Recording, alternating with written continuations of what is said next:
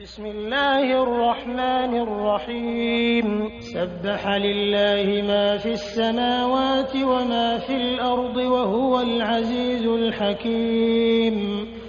هو الذي أخرج الذين كفروا من أهل الكتاب من ديارهم لأول الحشر ما ظننتم أن يخرجوا وظنوا أنهم مانعتهم حصونهم من الله فأتاهم الله من حيث لم يحتسبوا وقذف في قلوبهم الرعب يخربون بيوتهم بأيديهم وأيدي المؤمنين فاعتبروا يا أولي الأبصار ولولا أن كتب الله عليهم الجلاء لعذبهم في الدنيا ولهم في الآخرة عذاب النار ذلك بأنهم شاقوا الله ورسوله ومن يشاق الله فإن الله شديد العقاب ما قطعتم من لينة أو تركتموها قائمة على أصولها فبإذن الله وليخزي الفاسقين وما أفاء الله على رسوله منهم فما أوجفتم عليه من خيل ولا ركاب ولكن الله يسلط رسله على من يشاء والله على كل شيء قدير ما أفاء الله على رسوله من أهل القرى فلله وللرسول ولذي القربى واليتامى والمساكين وابن السبيل كي لا يكون دولة بين الأغنياء منكم وما آتاكم الرسول فخذوه وما نهاكم عنه فانتهوا واتقوا الله إن الله شديد العقاب للفقراء المهاجرين الذين أخرجوا من ديارهم وأموالهم يبتغون فضلا من الله ورضوانا وينصرون الله ورسوله أولئك هم الصادقون والذين تبوأوا الدار والإيمان من قبلهم يحبون من هاجر إليهم ولا يجدون في صدورهم حاجة مما أوتوا ويؤثرون على أنفسهم ولو كان بهم خصاصة ومن يوق شح نفسه فأولئك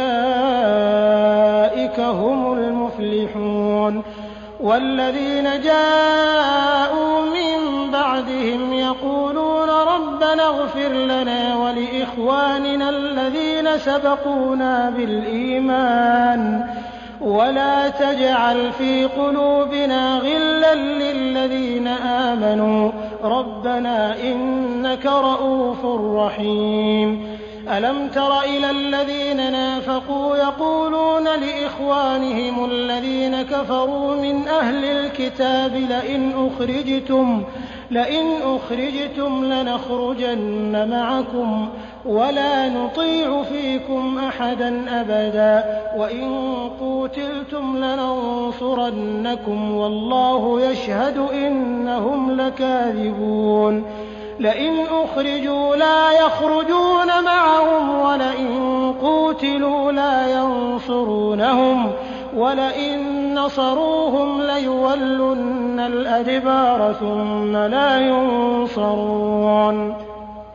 لأنتم أشد رهبة في صدورهم من الله ذلك بأنهم قوم لا يفقهون لا يقاتلونكم جميعا إلا في قرى محصنة أو من وراء جدر بأسهم بينهم شديد تحسبهم جميعا وقلوبهم شتى ذلك بأنهم قوم لا يعقلون كمثل الذين من قبلهم قريبا ذاقوا وبال أمرهم ولهم عذاب أليم كمثل الشيطان إذ قال للإنسان اكفر فلما كفر قال إني بريء منك إني أخاف الله رب العالمين فكان عاقبتهما أنهما في النار خالدين فيها وذلك جزاء الظالمين يا أيها الذين آمنوا اتقوا الله ولتنظر نفس ما قدمت لغد واتقوا الله إن الله خبير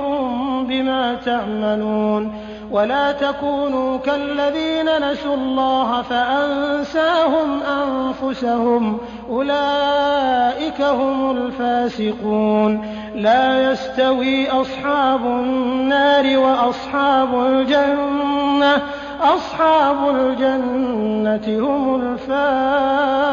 الفائزون لو أنزلنا هذا القرآن على جبل لرأيته خاشعا متصدعا من خشية الله وتلك الأمثال نضربها للناس لعلهم يتفكرون هو الله الذي لا إله إلا هو عالم الغيب والشهادة هو الرحمن الرحيم هو الله الذي لا إله إلا هو الملك القدوس السلام